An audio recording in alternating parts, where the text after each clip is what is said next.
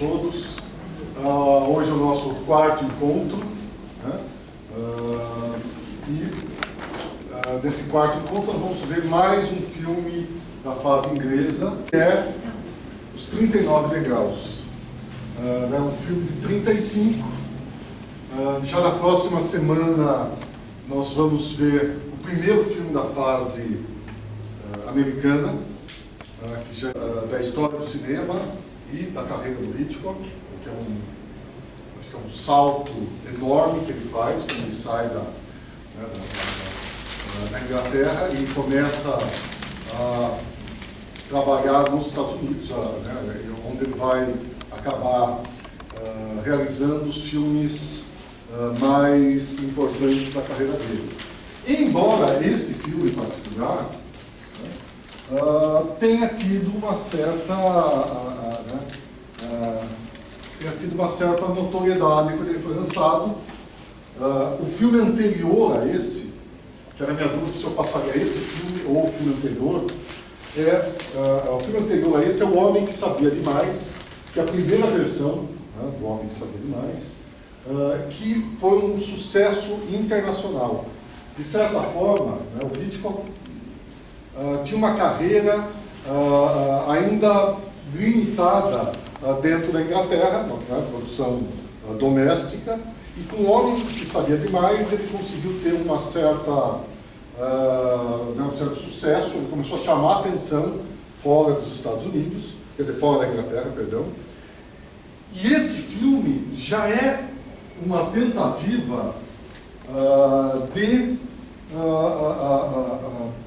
do cinema inglês, não é o Hitchcock dirigindo os atores, é uma tentativa do cinema inglês conseguir conquistar o mercado mundial. Quer dizer, é um filme onde eles vão buscar dois atores com uma certa relevância para fazer esse filme. Uma curiosidade a respeito dessa produção, em relação ao livro que deu origem a esse filme, tem uma série de diferenças. A maior delas, talvez, seja a inclusão de uma personagem feminina, que não existe no livro original, que é aquela atriz que, de certa forma, é um dos grandes, a relação dela, dos dois, do casal, é um dos grandes charmes, uma das coisas, talvez, das temáticas mais interessantes do filme. E nós vamos ver, posteriormente, outros filmes que lidam um pouco com essa questão que ele vai introduzir em relação a esse casal de protagonistas. Então aqui mais uma foto nós vamos ver essa sequência logo no início, Então, uma ideia do tamanho da câmera que se usava na época, que demonstra um pouco a dificuldade de você trabalhar e movimentar uma câmera pesada e desajeitada como essa. Quer dizer, se a gente comparar com uma câmera como nós estamos usando aqui, quer dizer, a diferença é gigantesca. E é um filme que também se saiu bem, se saiu positivamente. E nós vamos notar que ele dialoga com vários filmes que nós veremos mais para frente. Os 39 Degraus. Talvez já seja o primeiro exemplo de uma coisa que o Hitchcock chamava de MacGuffin, que é o que diabos é o tal do MacGuffin? É algum elemento da trama que, de repente, servia para você dar um início da narrativa, para você gerar uma certa curiosidade, é um elemento que vai, é uma semente que vai gerar, né, todo o mistério, a trama, mas que no fundo não tem a menor importância. Existe uma série, ao longo da carreira dele, existe uma série de MacGuffins que ele vai, né, colocando. Né, quem já viu, e nós vamos ver mais para frente, o Psicose. Né, o Psicose começa com um roubo de uma grande soma de dinheiro. Durante o filme, o roubo perde totalmente a importância, quer dizer, não tem a menor relevância, o filme todo se inicia em função dessa questão do roubo. Aqui é a mesma coisa com esses 39 degraus. É um mistério, 39 degraus, que diabos é isso? Mas é a coisa menos importante. Quer dizer, quando você chega no final do filme, a explicação é a coisa que menos importa. Né? É uma curiosidade a respeito do próprio título. Aqui a equipe, só uma curiosidade, né? Na continuidade, a Alma, né, Reville, que vai se tornar esposa do Hitchcock e é a grande companheira do Hitchcock durante a vida toda. Né? Quem teve a oportunidade de ver o filme... Não fez a cena, o negócio lá, o cenário? Eles dois trabalhavam, né, fizeram roteiro, os dois trabalharam juntos e ela fez um pouco de tudo. Ela fez a edição de alguns outros filmes, mas aqui ela está fazendo a continuidade. No caso, né, ela é sempre ela está sempre presente, mas de uma forma totalmente discreta. Quer dizer, recentemente que se resgatou um pouco da importância dela, mesmo na carreira do Hitchcock. Quer dizer, o Hitchcock não era uma pessoa muito fácil, assim. Eu aprendi anteontem o que é continuidade. Com o Edu. Eduardo Aguilar. O Eduardo Aguilar trabalha muito com isso, com essa questão. Tem um professor da escola que trabalha muito com essa questão da assistência de direção, que, embora seja um cargo que, num primeiro momento, você pensa assistente, quer dizer, parece que é um cargo um pouquinho abaixo do diretor, né, ou é uma função simplesmente auxiliar, tem uma função extremamente importante na condução do filme, porque ele é o sujeito que vai fazer a ligação do diretor com a equipe de produção e com o resto da equipe, com os fotógrafos. Então, o assistente de diretor é um cargo extremamente especializado e não é um assistente de diretor não é um cara que no futuro vai virar um diretor. Às vezes não, o sujeito ele é assistente de direção o resto da vida e tem uma demanda muito grande de bons assistentes de direção. Note que aqui as equipes ainda são extremamente limitadas, né? Não tem, né, o número de pessoas citadas é pequeno. Em relação ao elenco, destaca-se na época os dois, né, o Robert Donat e a Madeleine Carroll, que eram atores com uma certa importância, quer dizer, com uma certa que podiam gerar um interesse do público internacional em assistir, né, um filme, né, estrelado por eles, e um nome que chama a atenção é a Peggy Ashcroft, que é uma das maiores atrizes britânicas do teatro, e que acho que o último papel dela, que é papel, ela não fez tanto cinema assim, mas o papel que ela ficou extremamente famosa foi no último filme do David Lean, que é Passagem para a Índia.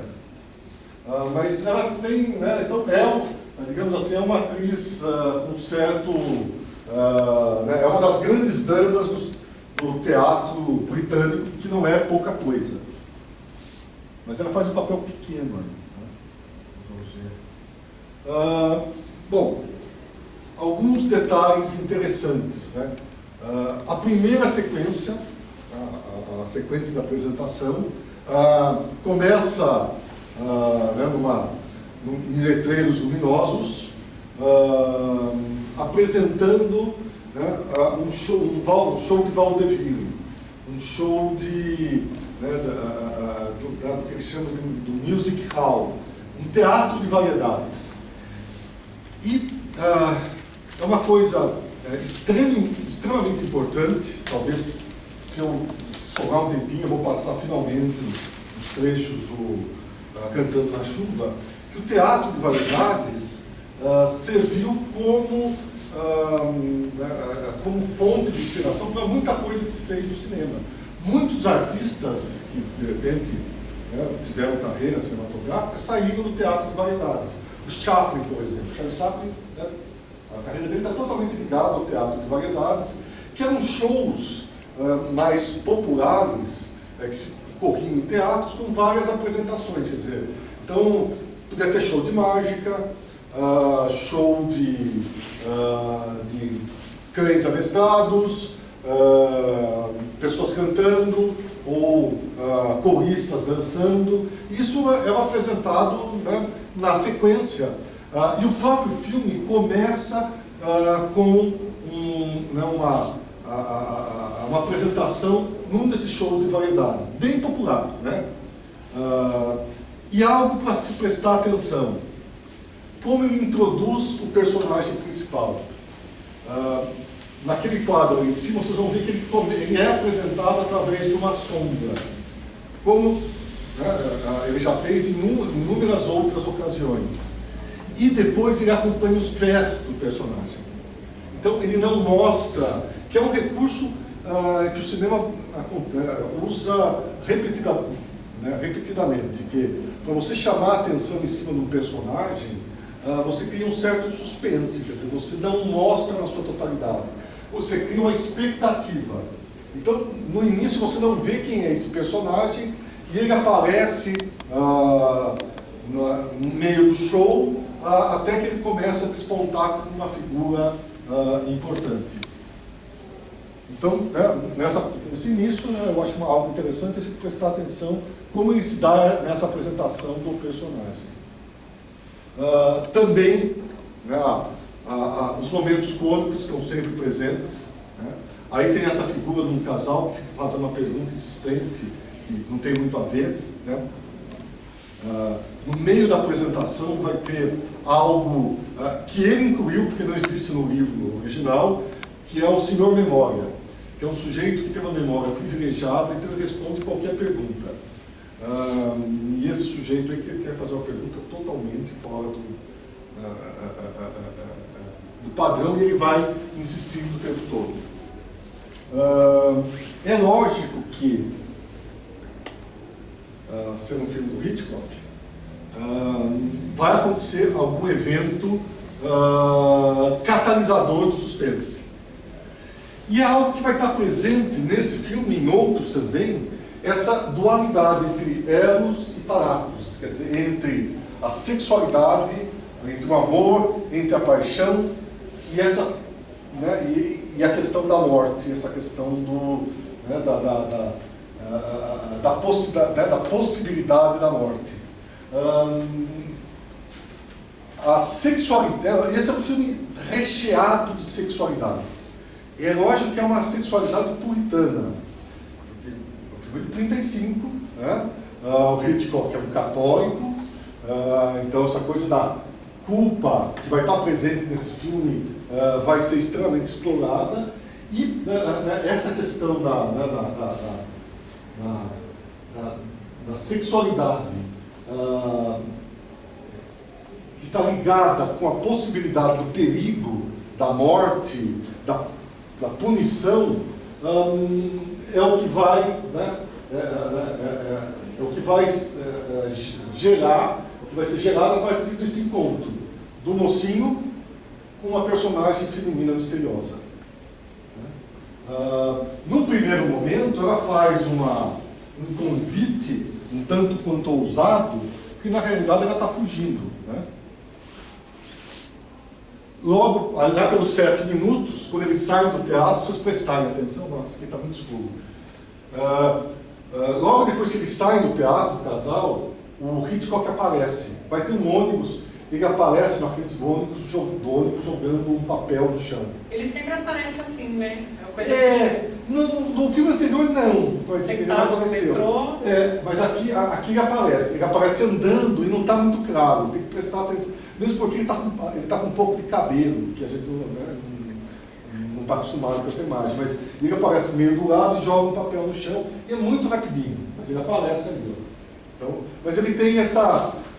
vai virar uma marca registrada dele, quer dizer, 5 segundos no seu... então quase sempre. É a segunda vez que nós estamos vendo, né? Nós vimos no The Ring, né? No The Ring ele tem uma aparição. Aí é bem marcante, né? Porque ele está sendo atormentado por uma criança chata, né? E aí surge o mistério. Aí o personagem principal, ele é preso numa rede, né, de mistérios, em que essa mulher, de certa forma, passa uma cantada nele, porque ela está fugindo, ela não tem medo de ser vista, ele percebe que tem algo estranho, que tem 2 sujeitos que estão seguindo. Essa sequência, em geral, lembra um pouco aquilo que nós vimos no Chantagem e Confissão, quando a moça sobe no quarto daquele artista e acaba ocorrendo um assassinato, né? Aqui ocorre um assassinato também, uma situação semelhante. Aqui mal dá para ver, mas nesse momento ele está segurando uma faca. Não sei se dá para ver. Que era um objeto extremamente importante no Chantagem e Confissão, porque é o primeiro filme falado que nós vimos, né, recentemente. E aí o que acontece? Mistério. Ela conta toda uma história, né, que existe uma rede de espiões, e ela vai dar, né, existe o espião, o chefe espião, e tem um detalhe importante: ele tem parte do dedinho cortado, que é um recurso que vai ocorrer em inúmeros outros filmes. Às vezes você tem algum personagem misterioso que as pessoas não sabem quem é, mas ele tem algum detalhe em particular que o identifica, né? Que uma vez que você, né, se depare com esse detalhe, você vai saber, né, que aquela pessoa aparentemente suspeita é o grande vilão da história. Então, aí ele usa o dedinho.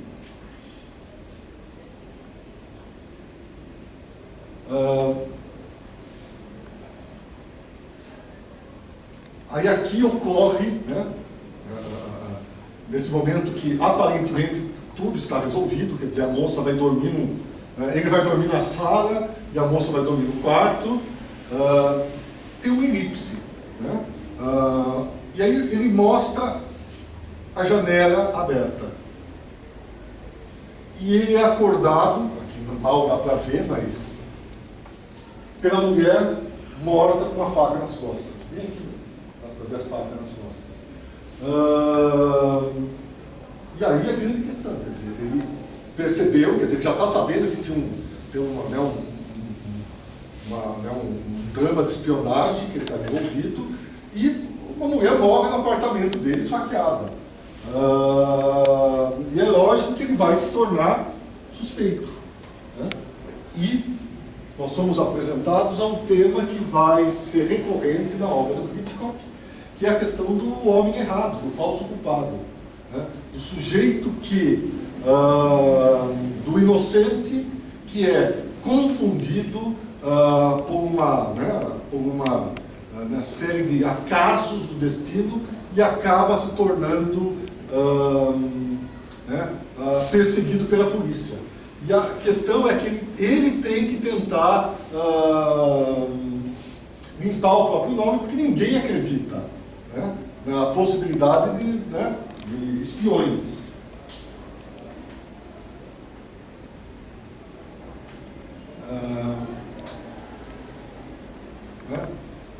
Tem uma sequência, né, logo depois da morte, tem uma sequência em que um telefone toca repetidamente, quer dizer, ele vai criando um suspense a respeito de qual vai ser o procedimento dele, quer dizer, lembrando que a gente, né, nesse cinema clássico, existe sempre a ideia do espectador se colocar no lugar né, do protagonista. Né? Então, o que você faz a partir disso? Quer dizer, ele tem poucos detalhes a respeito de como proceder, quer dizer, ele só sabe aquilo que a mulher que acabou de ser morta contou. E aí, didaticamente, o Hitchcock rememora, né, ele recorda as informações que são relevantes, né, como se ele estivesse, né, pensando em tudo que a mulher falou, no perigo que ronda, né, a vida dele agora, porque ele, provavelmente ele vai ser o próximo a ser perseguido e morto, porque ele sabe do segredo, e aí ele vai tomar a iniciativa de iniciar uma investigação. Um detalhe interessante, né, nos filmes anteriores nós vimos inúmeras vezes a questão da mão, né? Vira e mexe, às vezes o assassinato, o morto, era representado através da mão. E isso é algo extremamente... o cinema talvez seja mais metonímico do que metafórico. Né? O cinema é muito mais a parte pelo todo, e aí a mão, que representa, né, o personagem como inteiro, e um objeto, que é um mapa. Um mapa com uma indicação, uma única pista. Um nome de uma cidade na Escócia. Então ele sai, né, com poucas pistas. Uma pista é 39 degraus, que ele não sabe direito o que é. O vilão tem o dedo cortado. E existe alguma coisa nessa localidade na Escócia. Então, a partir, né, desses poucos elementos, ele segue, né, adiante. E aqui, de novo, nós vamos ter o elemento do trem, que está presente visualmente em vários filmes do Hitchcock. Aqui o trem aparece de novo. Né? E algo que nós vamos ver mais para frente, deixa eu ver qual é o número.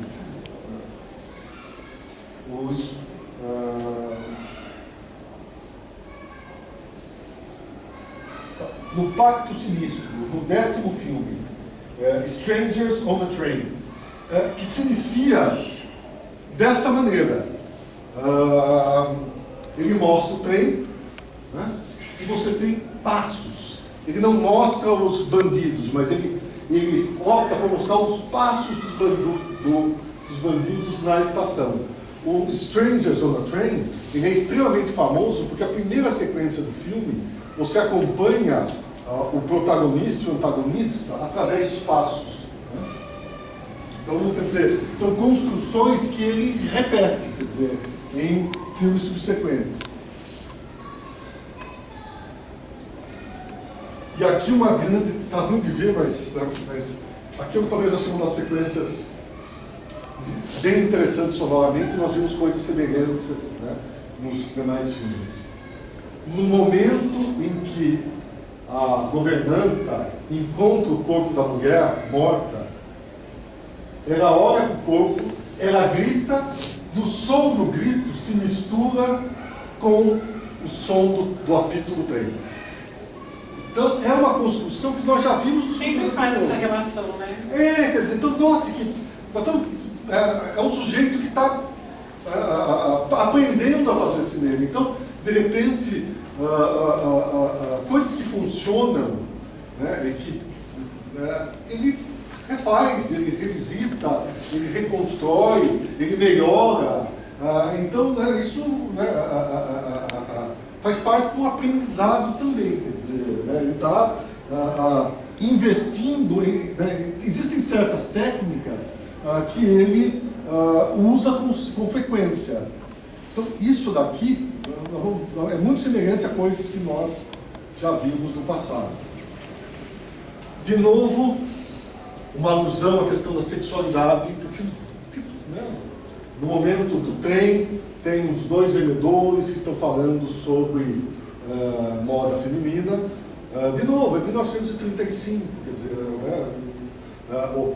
você olhar um sutiã, certa, né, não era algo tão comum assim, quer dizer, para você exibir. Então tem uma sexualidade que está sempre sendo explorada de uma maneira, às vezes, comportada, mas está ali. E a paranoia. À medida que, né, que o crime sai no jornal, ele começa, né, nessa sequência, nós vamos ver logo depois, né,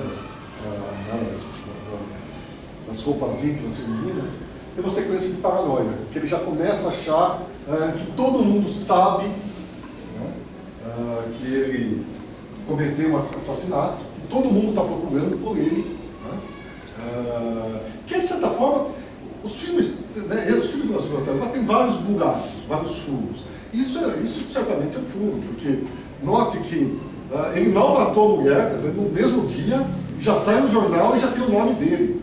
Né? Os jornais da época eram mais rápidos que a própria internet. Mas tudo bem, porque ajuda a contar a história. É um exagero, é uma forçação de barra, mas né, não faz sentido ele, né, esperar uma semana para depois sair a notícia que ele está sendo procurado. Então aqui ele já começa a trabalhar um pouco com a paranoia do sujeito que é culpado. E uma coisa típica, nós já vimos isso em N filmes.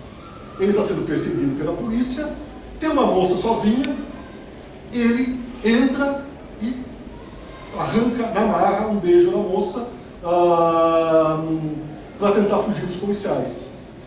Né? Como se ele fosse um casal, e os policiais passam, né? E aí nós somos apresentados a um par romântico.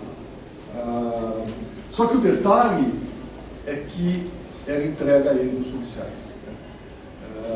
Mas né, aí ele continua a fuga, outro momento cômico, que todo mundo passa por esse garçom e o cara não derruba nada. Né? Então os filmes dele sempre tem, mesmo numa cena de perseguição, às vezes você tem determinados momentos que são refrescantes, quer dizer, que servem para diminuir um pouco a tensão, né? Que acrescenta um pouco de comicidade à trama do suspense.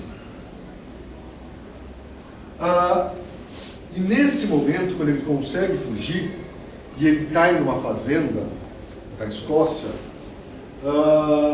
eu acho que talvez o ponto alto do filme. Então é algo para vocês prestarem bem atenção, porque essa sequência em particular tem uma série de elementos que são extremamente interessantes. Primeiro, tem uma tensão sexual o tempo todo aqui. Né?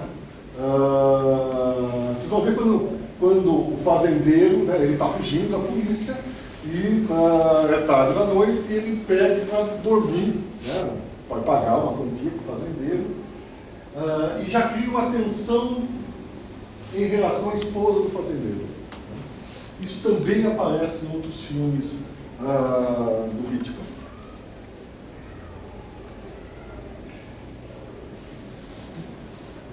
Notem a construção, a maneira como ele trabalha, o olhar dos personagens em relação ao jornal.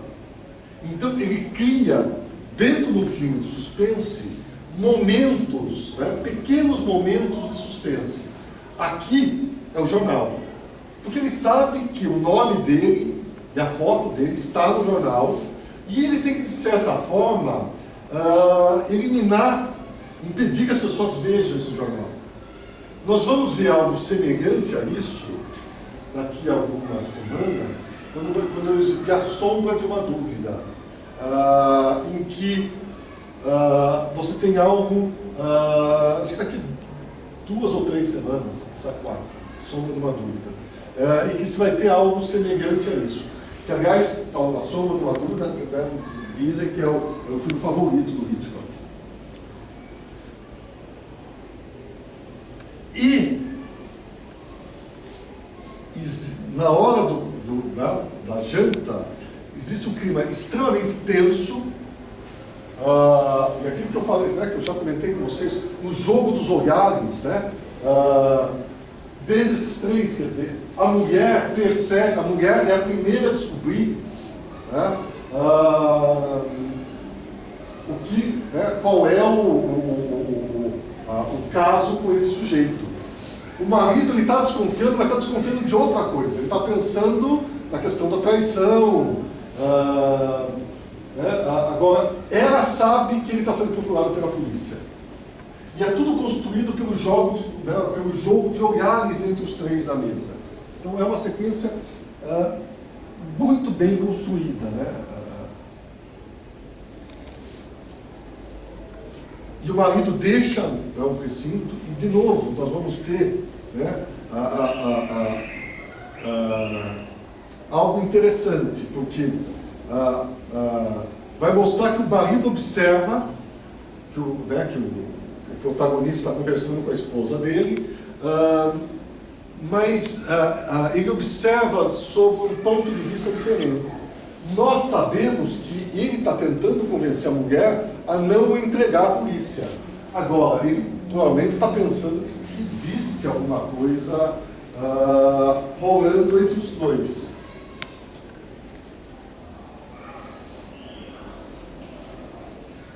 Um plano interessante, né? Num determinado momento que eles estão discutindo a possibilidade dele ser preso, que a polícia está chegando, e ele faz isso através de uma grade. Né? Visualmente, reforça-se o tema da discussão que está ocorrendo nesse momento. Então, é uma sequência muito rica. E a mulher salva o sujeito. Na realidade, tem um clima meio esquisito ali, quer dizer, tem uma dubiedade, uma ambiguidade sexual em relação a essa esposa e a esse marido, e ao que, num intervalo muito curto de tempo, né, acaba criando uma relação entre essa mulher e o sujeito. Se a gente for pensar, né, e extrapolar um pouco, dar uma viajada, na típica figura do agente secreto, esse filme, ele não é um agente secreto, mas de certa forma ele está se comportando como um agente secreto. A gente pensar que posteriormente, né, na década de 50, 60, 70, com os filmes do Bond, isso acontece o tempo todo, né? O James Bond é frequentemente ajudado por mulheres no decorrer da trama, aparentemente simplesmente pela beleza ou pela masculinidade que o sujeito exala, e normalmente essas mulheres se dão mal, de uma maneira ou de outra. É a mesma coisa que acontece aqui, que ela ajuda, né, o sujeito, mesmo sabendo que ela pode sofrer retaliação do marido.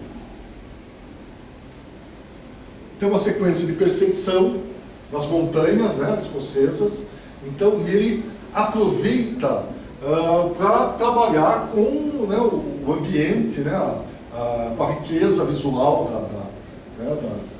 das Highlands, né, da Escócia, e você tem essas figuras pequenininhas que contrastam né, com essa paisagem enorme, que é algo muito comum, não só no cinema dele, mas do expressionismo, né, que é essa coisa de você colocar essa figura escura num fundo muito claro, né, esse contraluz, que está muito presente no Orson Welles, no Hitchcock e no expressionismo alemão.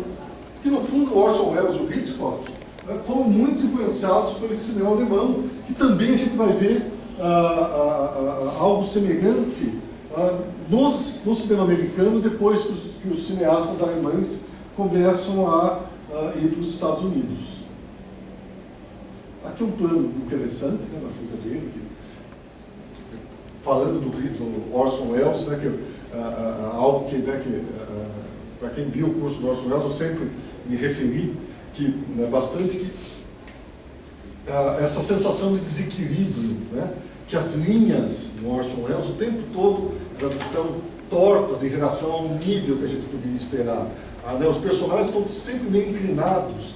O crítico que isso é menos frequente, mas aparece também.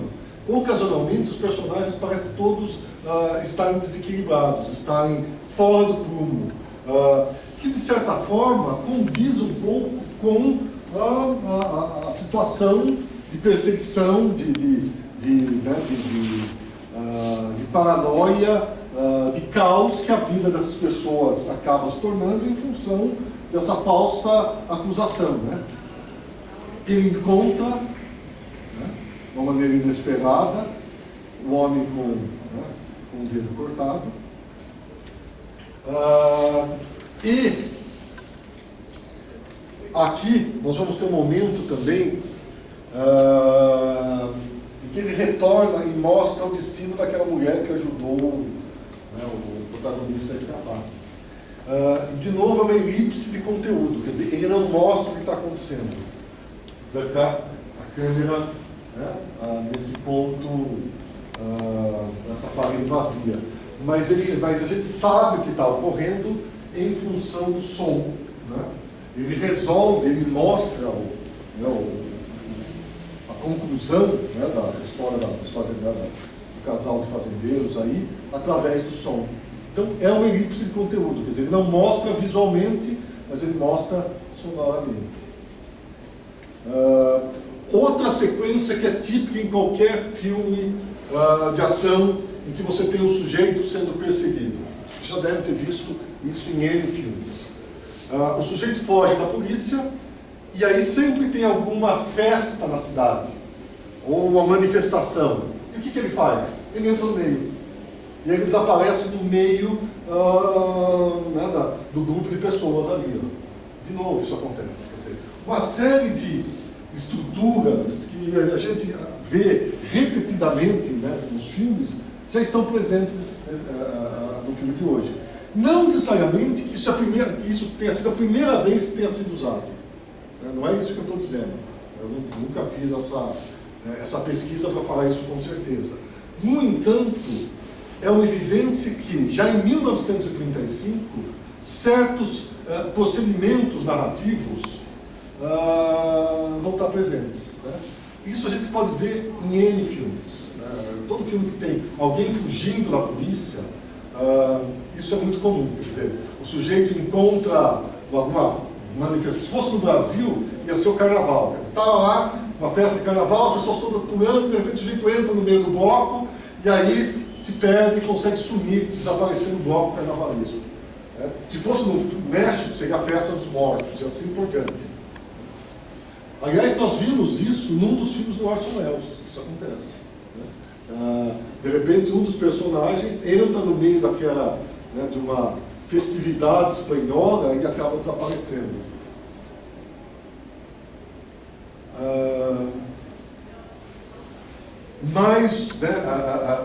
Mais algo que aparece, não tão frequente, mas aparece em vários outros filmes. O sujeito que está fugindo, no meio do processo, ele é confundido com uma outra pessoa. Então ele chega numa cidadezinha, eles confundem ele com um político que quer fazer um discurso. E a questão dessa identidade trocada, quer dizer, e ele acaba fazendo um discurso no meio, ele é pego meio de sopetão, não tem nada a ver com a história, e para não ter, fugindo da polícia, para não ter a identidade revelada, ele assume a personalidade de outro. O interessante é que nesse filme, em todos os outros, a pessoa que deveria chegar nunca chega. Então ele nunca é desmascarado por causa disso. Nossa, uma pena que está muito escuro. É um carro? É um carro. Deixa eu ver se dá para clarear isso aqui. Acho que tem um problema para isso.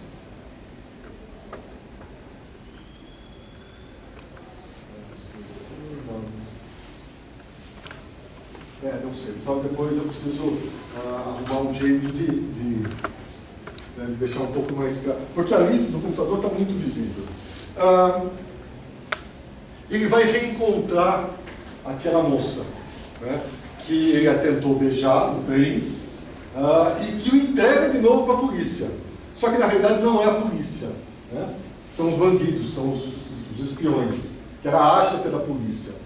E os dois saem do carro, são levados no carro, e tem uma coisa, um movimento de câmera, parece muito simples, mas é extremamente sofisticado, porque ele está com a câmera no interior do carro, e de repente a câmera vai para o exterior do carro. E ele usa uma cortina para fazer isso. O que é uma cortina? Quer dizer, às vezes para você fazer uma mudança de um plano para outro, esconder essa mudança, ou mascarar essa mudança, você de repente anda com a câmera e passa na frente de um poste ou de uma coisa muito escura.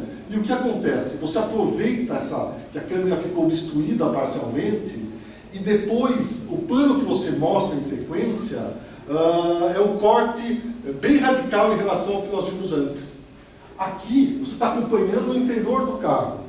De repente, você está do lado de fora do carro. E ele usa esse movimento que é bem sutil. Lógico, preste atenção no momento em que os dois, o casal, entram no carro. Em determinado momento isso vai acontecer, né, no meio da sequência, e é algo muito difícil, é um plano complicado de ser feito. E aí, mais uma sutileza, tem um pouco a ver com o humor negro do Hitchcock, um pouco a ver um pouco em relação à simbologia, que era que nesse momento acha que ele é um bandido, ela é algemada junto com ele dentro do carro pelos reais bandidos que ela pensa que são policiais.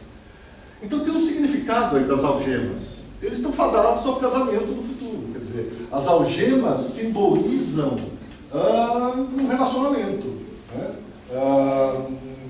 E algemas com relacionamento, bom, é meio esquisito, de certa forma, diz um pouco a ver, né, talvez da concepção que ele tenha dos relacionamentos, mas eles são algemados juntos, né?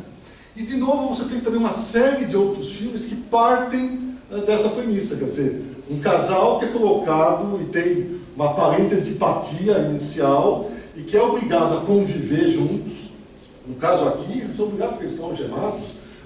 Tem filmes também que dois homens são acorrentados, quer dizer, tem um filme chamado Acorrentados, que é com Sidney Poitier, que um é um policial e o outro é um sujeito inocente que está sendo falsamente acusado.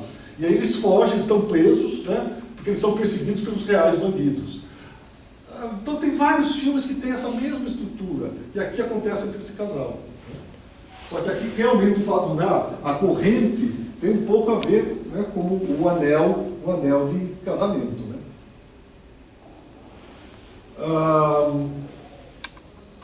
Eles vão acabar chegando num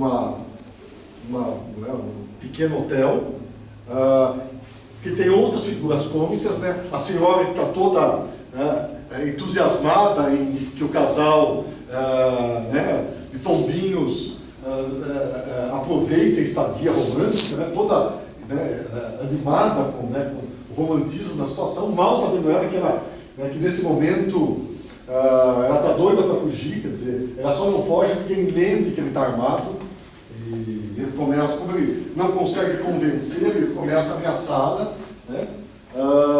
E eles vão ter que compartilhar um quarto algemados.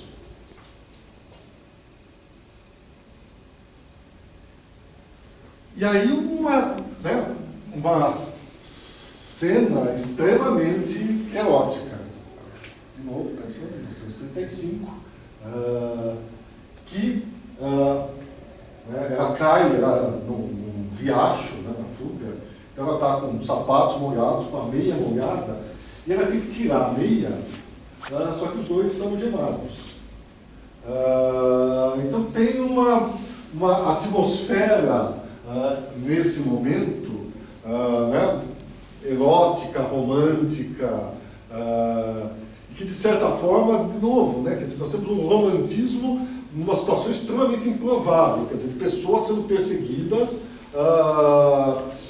pela polícia e por bandidos, espiões que, né, pretendem matá-los.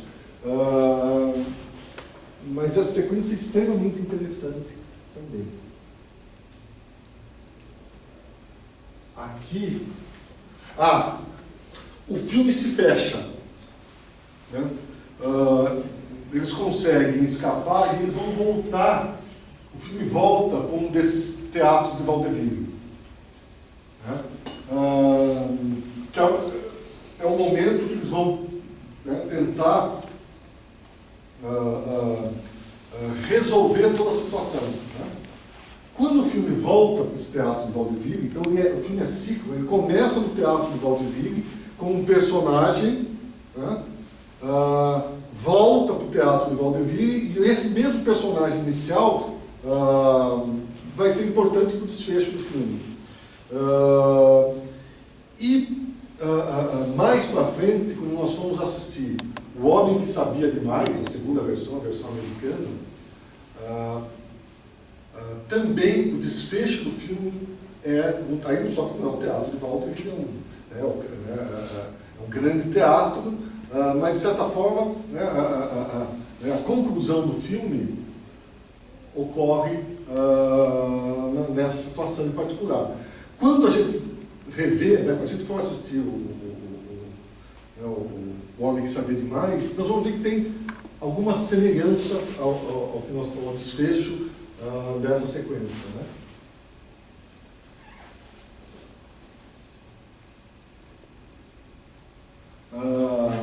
Tem um momento né, que o bandido é observado por binóculo. Tem a mesma coisa no Homem que Sabia Demais. E a figura do Senhor Memória, né, que vai ser importante, que aparece no início e aparece no fim. O plano final tem um detalhe meio, de novo, eros e thanatos, quer dizer, sexualidade e morte. O sujeito está morrendo, né? E no fundo você tem as coristas fazendo o espetáculo delas, né? Tem essa, né, o filme está sempre caminhando nessas duas linhas, quer dizer, você tem um erotismo misturado com um pouco dessa trama de mistério, que envolve mortes. E o filme se fecha, não sei se dá para ver, ele algemado, e era que no decorrer do filme tenta escapar e tirar, né, a algema das mãos, intencionalmente segura a mão dele no final, né? Essa é a última imagem do filme. Então, né, você tem uma série de questões que nós vamos rever mais para frente em outros filmes, e eu acho que é ali também. Bom, então agora, né, chega o momento de comer. O filme tem 82 minutos, pelo menos 1h30. Alguma questão, alguma dúvida, algo que vocês queiram comentar antes do filme? Entram grandes atores da Inglaterra, né? Então, eu acho que eles são americanos, os atores. Então, existia a ideia de você começar a inserir o ritmo, que é lógico, as companhias britânicas, dentro do mercado internacional. Mas, já na época, o cinema americano já dominava toda a produção mundial. Porque, uma coisa que não deu tempo até de comentar, mas até a Primeira Guerra Mundial, quem tinha total controle da produção cinematográfica no mundo inteiro eram dos franceses. Né? Eram os irmãos Pathé. Os irmãos Pathé, tanto que eles tinham representações até no Brasil aqui. Você tinha o escritório da Pathé aqui no Brasil, então a maior parte dos filmes que eram produzidos até 1914 eram filmes da Pathé. Né? A Pathé é o que o cinema americano é hoje, só que até 1914.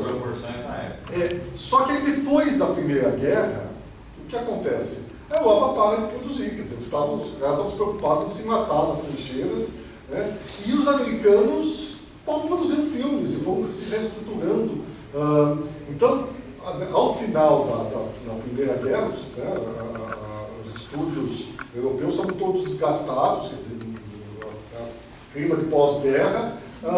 Então o cinema americano acaba predominando, quer dizer, acaba de certa forma se tornando hegemônico, que é algo que existe até nos dias de hoje. Tem uma reestruturação, que eu não cheguei a... talvez eu tenha comentado, mas eu não entrei em muito detalhe, mas no momento que o cinema se torna sonoro. Porque quando o cinema se torna sonoro, você cria uma dificuldade, quer dizer, porque os filmes, antes, você tinha só uma cartela. Né? Então as pessoas, quando tinha um texto importante, você colocava na cartela. Então, se você ia exibir o filme na Alemanha, você trocava a cartela que estava em inglês, botava uma cartela que era alemão, o custo disso era baixo. À medida que o filme fica sonoro, o custo, né, de você adaptar o filme para a Alemanha fica maior. Né? Então, você ter um filme que consiga ter um certo sucesso mundial, fica mais complicado mesmo para os Estados Unidos. Porque acontece, até recentemente, descobriu-se, por exemplo, a cópia de uma comédia do Gordo Magro que tinha sido dublada em alemão. Quer dizer, eles tinham, alguém tinha falado em alemão. Quer dizer, não é que foi dublada, foi dentro dos Estados Unidos que eles fizeram para o mercado alemão. Então, às vezes, você aproveitava o mesmo filme, né, e fazia uma cópia para a França, uma cópia para a Alemanha, porque ainda não existia dublagem. A dublagem foi desenvolvida depois, quando o cinema começa a se tornar falado. Então, abriu, de certa forma, um mercado nacional. Porque aí você poderia produzir, por exemplo, na Alemanha, filmes falados em alemão. Né? Que era mais fácil, quer dizer. Então você vai criando agora esses... na Alemanha ainda você tem um cinema muito forte, né, na década de 20, que é a UFA, que é um cinema que, do ponto de vista de qualidade técnica, industrial, é tão bom ou até melhor que o cinema americano da época. Mas nos outros lugares existia uma certa dificuldade, quer dizer, porque o cinema americano se estruturou a partir, aproveitou esse período que ele estava basicamente sozinho no mercado e acabou se impondo. Então, nesse momento, quer dizer, até a Inglaterra tenta começar a gerar produtos com carreira internacional. Então esse é um filme que tem essa proposta, quer dizer, que tem essa pretensão. Então tem um investimento correspondente a isso. Mas, em geral, internacionalmente, os filmes americanos é que tinham uma certa, que ainda conseguiam ter essa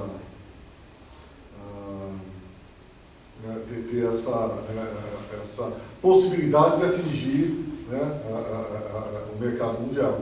Porque não parece, mas você distribuir um filme é extremamente complicado, porque os filmes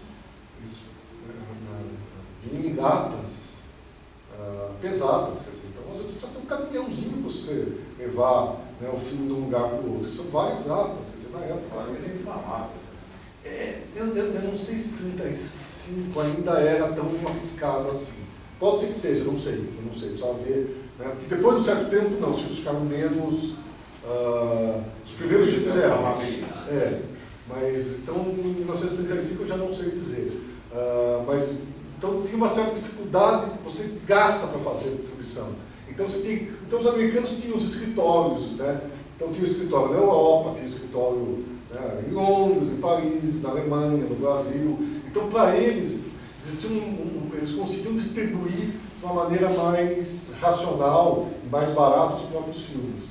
Então, os outros cinemas tinham uma certa dificuldade nisso. Então, o cinema britânico estava aproveitando mesmo porque eles não tinham barreira linguística, então eles podiam exportar os filmes para os Estados Unidos. E isso vai ajudar o Hitchcock em relação ao próximo filme que ele vai fazer.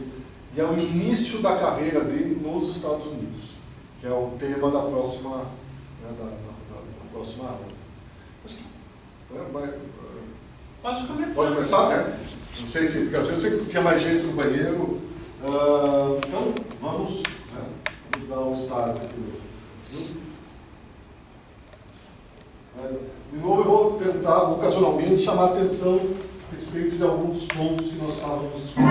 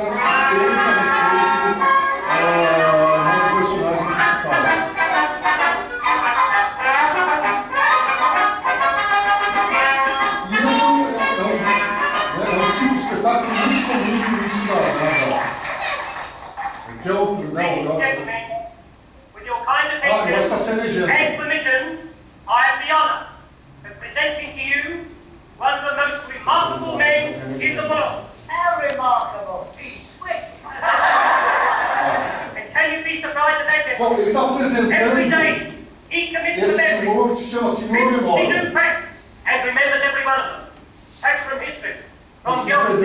From newspapers, from scientific books, millions and millions of them. Think of the strain involved by his prodigious feat. I'm referring to his feats of memory. Test him, please. Ladies and gentlemen, ask him your questions, and he will answer you fully and freely. Mr. Memory. I also add, ladies and gentlemen, before retiring, that Mr. Memory has left his brain to the British Museum. A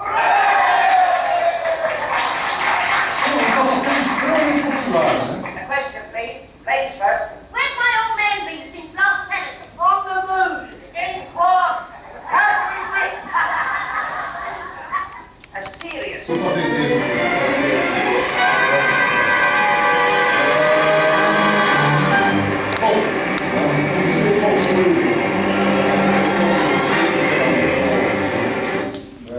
filme de hoje. Eu acho que é um filme que tem algumas imperfeições, quer dizer, como toda história, talvez espionagem, tem alguns buracos, tem algumas simplificações, mas no fundo a história de espionagem é a coisa que menos importa, nesse contexto todo. Quer dizer, toda a trama, inclusive os 39 degraus, qual é a importância? Nenhuma, quer dizer, é uma coisa, o filme todo, parece que é a grande questão do filme, mas não é. Quer dizer, o próprio drama de espionagem eu acho que talvez seja a coisa mais fraca do ponto de vista, né, de tema, né, de linha dramática a ser desenvolvida. Né? É o pano de fundo. As coisas mais importantes, né, dramaticamente, em termos de história, né, em termos da narrativa do filme, certamente a questão do homem inocente que, por uma série de fatalidades, acaba por ser falsamente acusado, então cabe a ele limpar o próprio nome. E no processo surge o envolvimento amoroso, quer dizer, que num primeiro momento as coisas estão longe de dar certo, quer dizer, aparentemente, além da óbvia razão de que ela acha que o sujeito é um assassino, mas as coisas acabam se resolvendo, quer dizer, tendo a simbologia por trás daquela algema ligada à questão, do casamento, do relacionamento, de certa forma, do destino que está reservado aos dois. Então, nesse sentido, talvez esses dois temas são muito mais interessantes, e de certa forma são eles que conduzem a história, do que a própria questão da espionagem. A questão da espionagem tem uma série de clichês, que algumas coisas ficam extremamente mal até resolvidas. Quer dizer, a polícia numa incompetência terrível, ele escapa toda hora sem ter muita dificuldade, mas o que chama mais atenção certamente essas duas outras linhas. A linha do homem errado, que vai estar presente em uma série de outros filmes, e a questão também desse relacionamento que começa de uma maneira meio tumultuada, que também vai estar presente em outros momentos, também em outros filmes, em especial um filme que a gente não vai assistir, que não está selecionado entre os 24, que é North by Northwest, Intriga Internacional, que acho que é um título, mas talvez eu até separe um trechinho para mostrar para vocês, encaixando numa das aulas, que é um filme também interessante e que tem um pouco dessa relação da mulher que é meio envolvida a contragosto inicialmente e depois acaba se aliando ao falso culpado. E nesse no North by Northwest tem uma cena famosa que tem, pelo menos, tem várias cenas famosas, mas tem duas que chamam muito a atenção, que vira e mexe são referendadas em outros filmes, que é a sequência final, que é no Monte Rushmore, que tem a cena, o conflito final, a briga do protagonista com o antagonista, que se passa no Monte Rushmore, que são aquelas, que é um monte onde foram esculpidas as cabeças de alguns presidentes americanos. E tem uma cena também particularmente muito famosa no North by Northwest, que o herói está no meio de uma plantação, de uma encruzilhada que não tem nada, só tem plantações para onde a vista alcança. E ele começa a ver um pontinho lá no horizonte, esse pontinho vira um avião e ele começa a ser atacado, metralhado por um avião. Então, nesse filme também, mais para frente, talvez eu passe um trechinhos, nós temos uma referência a essa estrutura que nós acabamos de ver aqui. Então, como eu havia alertado em alguns pontos, quer dizer, A questão do jornal, também nós vamos rever isso na sombra de uma dúvida. Aquela sequência da moça escutando uma conversa reveladora também está presente em outros filmes.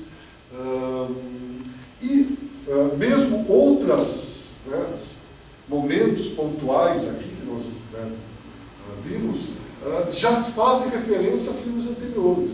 A questão do corpo sendo descoberto, quer dizer, é muito semelhante à chantagem e confissão, mais ou menos a mesma estrutura. Então, já é possível, nesses 4 filmes, já encontrar alguns elementos comuns, quer dizer, relembrando um pouco qual é a proposta desses nossos encontros. Quer dizer, a primeira é, individualmente, tentar pontuar elementos interessantes para serem percebidos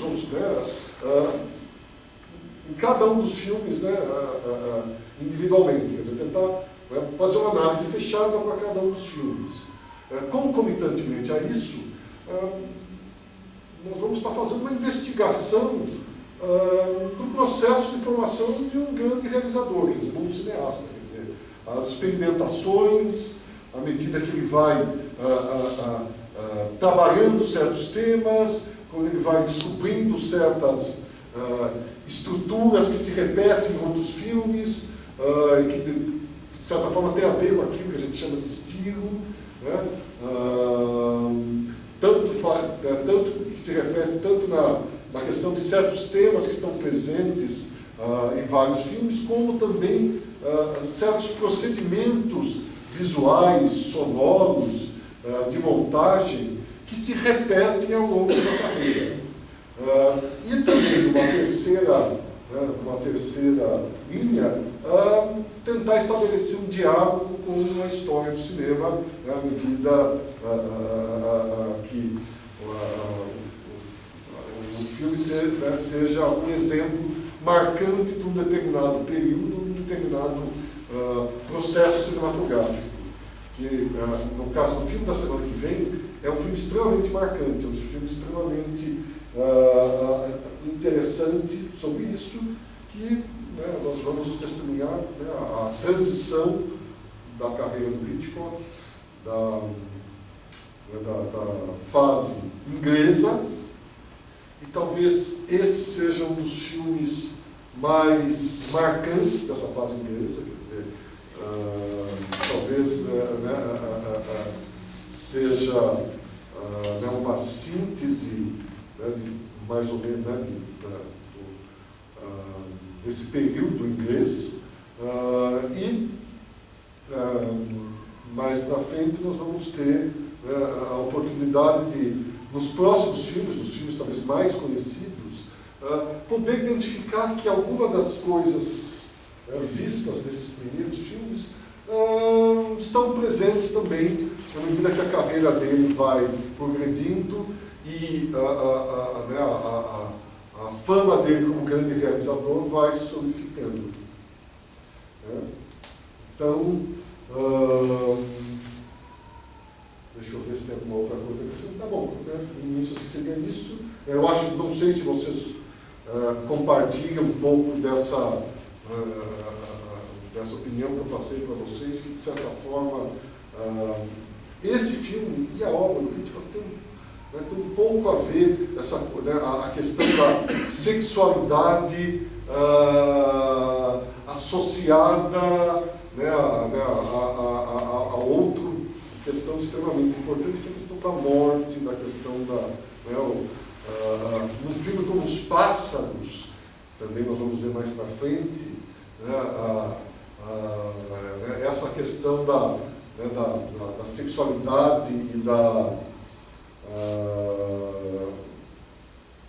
essa vingança divina, ou esse lado mais sombrio, estão mesclados de uma maneira mais contundente no fim dos pássaros, mas dá para perceber que essas coisas estão aí, quer dizer, sempre tem um subtexto erótico, lógico, não muito claro. Eu acho que no momento, nós temos alguns momentos que são muito marcantes, quer dizer, quando a moça, a moça ser assassinada, se oferece para ir para o quarto dele de uma maneira totalmente inesperada, mas ela carrega consigo um perigo, que ela está sendo perseguida.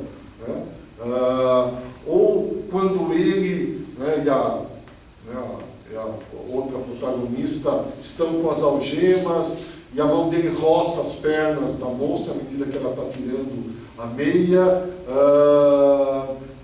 É feito de uma maneira sutil, mas na hora que ele põe a mão no joelho dela, ela dá um pedaço de sanduíche para ele segurar, ele tira a mão do joelho, segura o sanduíche. Então tem uma... tem um erotismo que o Hitchcock esconde. Ele tem lá, está presente, mas se você estiver meio distraído, talvez você não perceba, talvez a coisa passe sem... Mas ele tem essa preocupação na estrutura narrativa, né? Você percebe isso, não sei. Tem uma descrição, quer dizer, ele tem uma sutileza, eu acho. Tem uma perversão que a gente vai ver, que isso aparece mais para frente nos filmes dele, tem um desvio sexual, uma perversão, que a gente pode pensar que pode estar muito associada a esse lado católico, alguém que, um católico no meio da Grã-Bretanha é diferente do católico. Aqui, ser católico, quer dizer, significa um monte de coisas. Porque aqui no Brasil a gente escolhe qual é o nível de catolicismo que a gente acha apropriado. A gente pode ser católico, nunca ter ido à igreja, mas de vez em quando vai no casamento, vai no batizado de alguém, aí quando vai no batizado, comunga, mas se não, ou você pode ter, do outro lado, pessoas que são super católicas, que vão, frequentam a igreja. Então o catolicismo aqui tem uma variação de tons gigantesco. Num país protestante como a Inglaterra, quer dizer, o fato de o ser católico tem um peso muito maior. Quer dizer, então as questões que estão associadas ao catolicismo com a culpa, com a repressão sexual, estão muito mais presentes. Quer dizer, talvez o cinema trabalhe muito isso.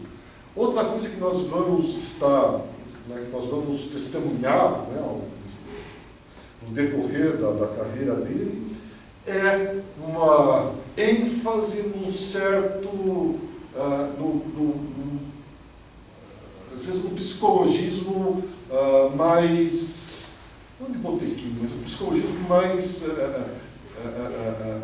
popular. Quer dizer, de repente existe a popularização de certos temas ou de certas palavras. Tem um determinado momento, quando ele está conversando com a moça, que ele até cita o termo, eu esqueci de fazer a referência, que ele cita o termo típico da psicologia, quando ele está conversando com ela, que os filmes dele mais para frente vão caminhar um pouco para isso. Sempre tem um diálogo com a psicologia, quer dizer, ou pelo menos aquilo que a gente entende como psicologia num primeiro momento. Isso vai ficar muito mais claro num filme como Spellbound, mais para frente com o Gregory Peck e com a Ingrid Bergman, que nós vamos ver mais para frente. Também tem essa coisa, aí é uma coisa muito marcada a questão da psicologia. Mas nesse filme você já tem, quer dizer, aparece um termo lá, quer dizer, tipo,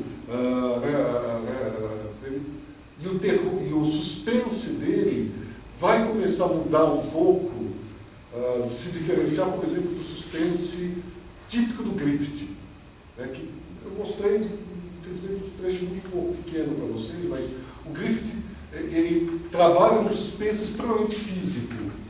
O bandido quer entrar numa determinada sala e uma porta impede que ele faça isso. Aí ele tenta arrombar a porta, a moça está desesperada. Quando o sujeito consegue arrombar a porta, a moça entra numa outra sala e fecha a porta, e o cara começa a tentar arrombar a porta novamente. Então o suspense é físico, quer dizer, o sujeito tem que entrar em contato e ele tem que passar por uma porta. O Hitchcock vai começar a trabalhar no suspense numa chave muito mais psicológica. Num filme como Vértigo, né? O suspense é muito mais no que está acontecendo na cabeça, no comportamento dos personagens, do que propriamente numa sucessão de perseguições ou de... então as coisas começam a tomar outras... a psicologia começa a ter um peso maior. No filme como Os Pássaros, mais para frente, a questão do complexo de Édipo vai estar presente o tempo todo no filme. Então, ele já começa digamos, a trabalhar um pouco nessa chave, talvez mais psicológica. Né? Então, o filme, e os filmes em geral que nós estamos vendo, alguns dos temas e das técnicas que vão ser mais conhecidas, né, à medida que os filmes vão se tornando mais contemporâneos, né, mais acessíveis, estão presentes aí. Quer dizer, nós tivemos que fazer uma escolha nesse processo, quer dizer, ele já tinha feito vários filmes. Então, nesse período, de certa forma, nós pulamos muita coisa. Mais para frente, né, se vocês olharem, né, naquela tabelinha, né, que eu passei para vocês, com a lista da filmografia do Hitchcock, né, vários filmes ficaram, foram desconsiderados. A gente optou por ficar na filmografia mais recente. Mas, então, esses que foram selecionados, de certa forma, nós vamos conseguir perceber a contribuição deles mais para frente. Quer dizer, então, à medida que nós testemunhamos que, de certa forma, muitas das coisas que nós vimos aqui vão começar a ser trabalhadas com uma sofisticação até maior nos filmes mais recentes. Bom, então, alguma outra questão que vocês queiram colocar? Não, que eu achei o filme muito bom. Eu acho que, apesar dos fugos, né, mas toda vez que você assiste um filme de espião, tem zilhões de fugos. Essas coisas, né, acontecem em prol da eficiência narrativa, quer dizer, de você ter um filme com muita ação, com vários fatos acontecendo e você ser envolvido. Então, às vezes, você faz uma série de concessões. Quer dizer, naquele momento, que eu acho que é um momento extremamente interessante, no momento que ele leva o tiro, aparentemente levou o tiro, não há o que discutir, quer dizer, o cara caiu, morreu, volta para outra casa e nós temos algo, né, o destino daquele casal é muito estranho, quer dizer, aquele casal tem uma importância, né, para a trama, e a gente vê o desfecho e é muito curto, quer dizer, ele não precisa mostrar muita coisa. Né? E esse poder de síntese é algo sempre importante, quer dizer, naquela parede vazia, o personagem do marido sai e pelo som a gente sabe o que vai acontecer, quer dizer, né? E aí é revelado que, de uma maneira totalmente Deus ex machina, né? Ele é salvo. Né? E uma Bíblia, quer dizer, então, tem algumas coisas que tem uma certa...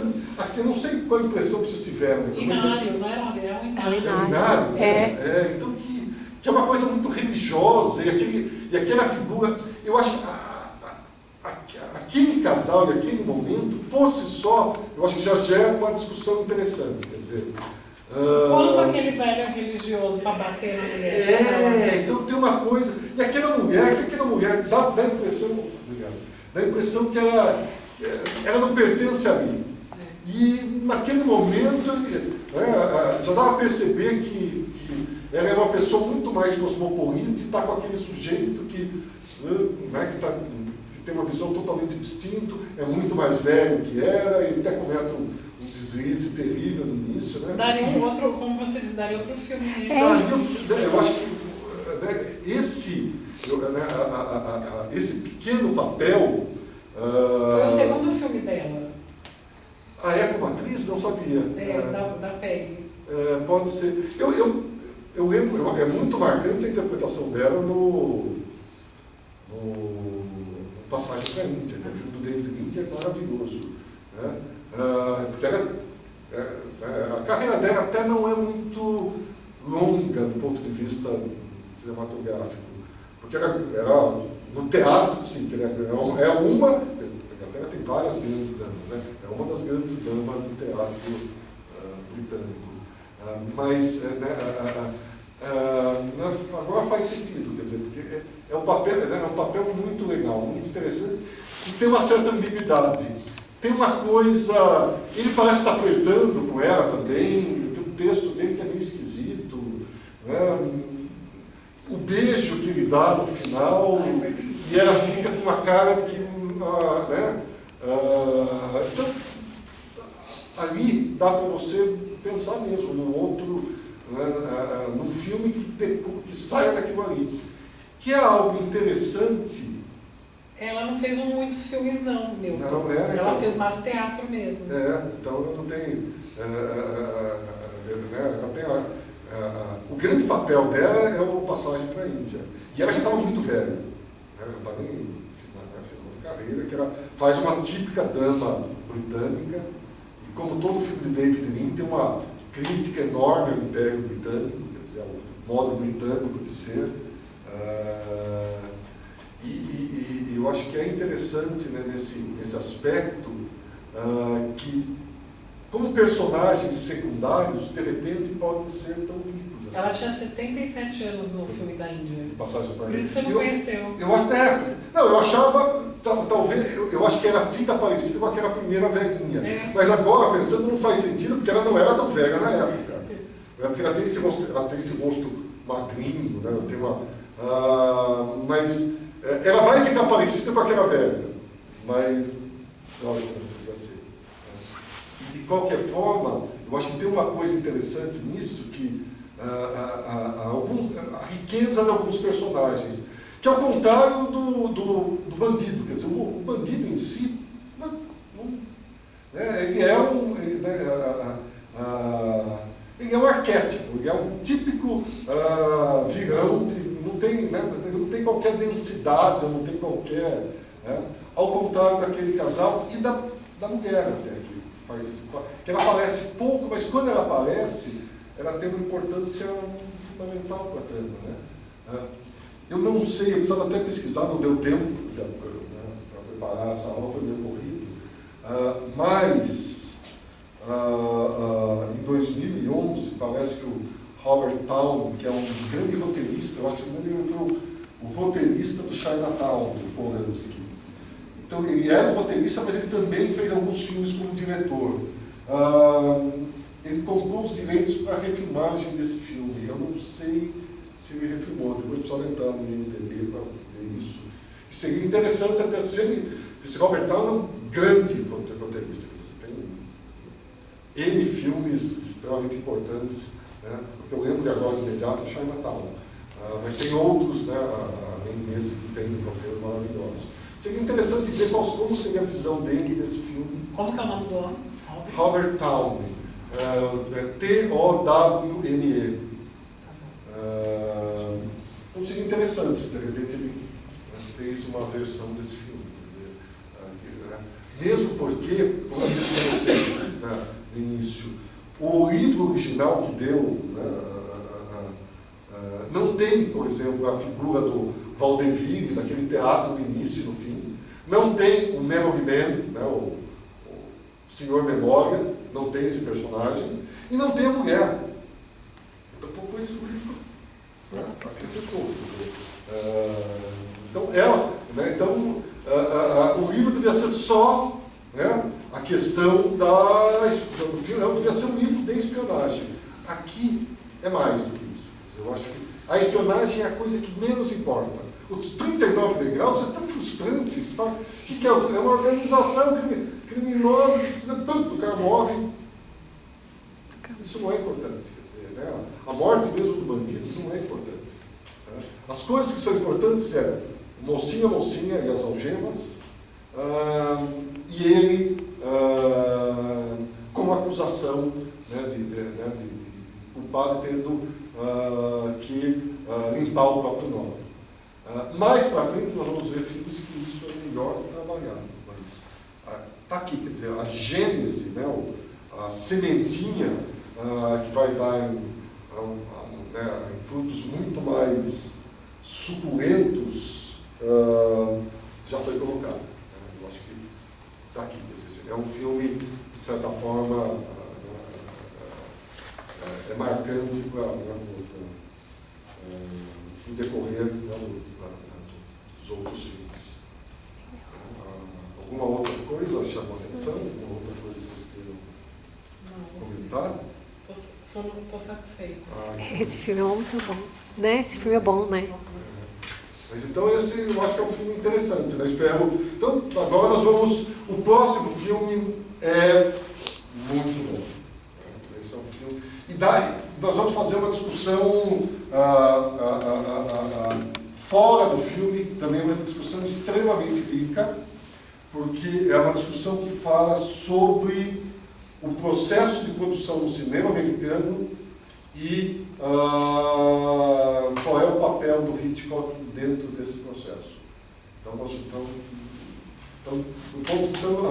no próximo final de semana, além, né, da importância, da relevância do filme, vai ficar muito claro uma questão, a gente vai trabalhar muito uma questão da história do cinema, da mesma maneira que eu acho que aquela aula sobre chantagem e confissão, que teve uma introdução grande a respeito do som, a mesma coisa vai acontecer em relação a esse filme, porque esse filme tem